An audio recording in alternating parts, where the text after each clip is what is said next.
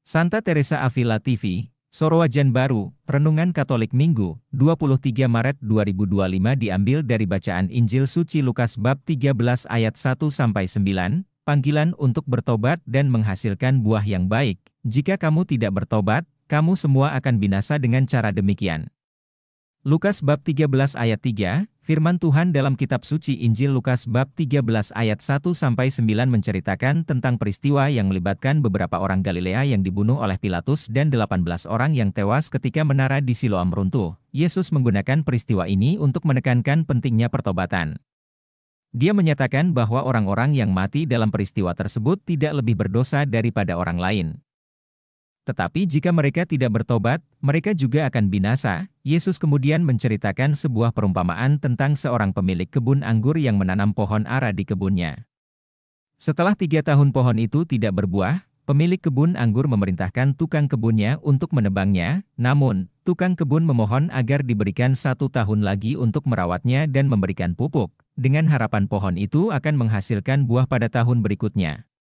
Jika pohon itu tetap tidak berbuah, maka barulah ia akan ditebang. Perumpamaan ini menggambarkan kesabaran dan belas kasihan Allah yang memberi kita kesempatan untuk bertobat dan menghasilkan buah yang baik dalam hidup kita.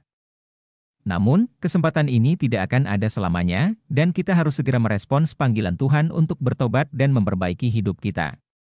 Allah menginginkan kita untuk hidup dalam pertobatan yang sejati dan berbuah dalam tindakan kasih dan kebaikan. Sebagai umat Katolik, kita diajak untuk merenungkan sejauh mana kita telah hidup dalam pertobatan yang sejati. Apakah kita telah merespons panggilan Tuhan dengan hati yang tulus dan berusaha untuk menghasilkan buah yang baik dalam hidup kita?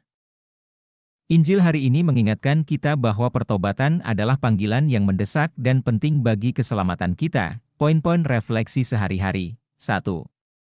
Pentingnya pertobatan, renungkan sejauh mana kita telah merespons panggilan Tuhan untuk bertobat.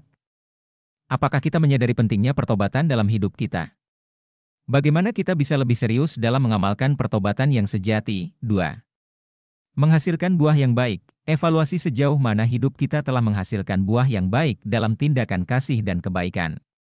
Apakah kita aktif dalam melakukan kebaikan dan membantu sesama? 3. Kesabaran dan belas kasihan Allah. Renungkan kasih dan belas kasihan Allah yang memberi kita kesempatan untuk bertobat. Apakah kita menghargai kesempatan ini dan berusaha untuk memperbaiki hidup kita? 4. Menanggapi panggilan Tuhan. Bagaimana kita bisa lebih peka terhadap panggilan Tuhan dalam hidup kita? Apakah kita mendengarkan suaranya dan mengikuti bimbingannya dengan hati yang tulus? 5. Kesiapan untuk mengubah hidup. Apakah kita siap untuk mengubah hidup kita dan meninggalkan dosa-dosa kita? Bagaimana kita bisa lebih berkomitmen dalam menjalani hidup yang berkenan kepada Tuhan?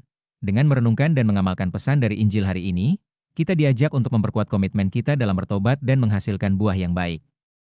Marilah kita selalu hidup dengan hati yang penuh kasih dan kebaikan, sehingga kita dapat menjadi saksi kasih Tuhan di dunia. Thank you for watching. Join dan subscribe Instagram, Facebook dan YouTube Revival One.